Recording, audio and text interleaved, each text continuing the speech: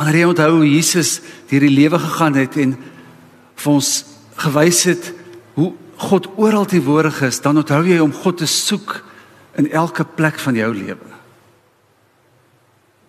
Wanneer jy onthou hoe Jesus almal aanvaar het, dan beweeg dit jou om ruimte te maak vir mense wat anders is as jy.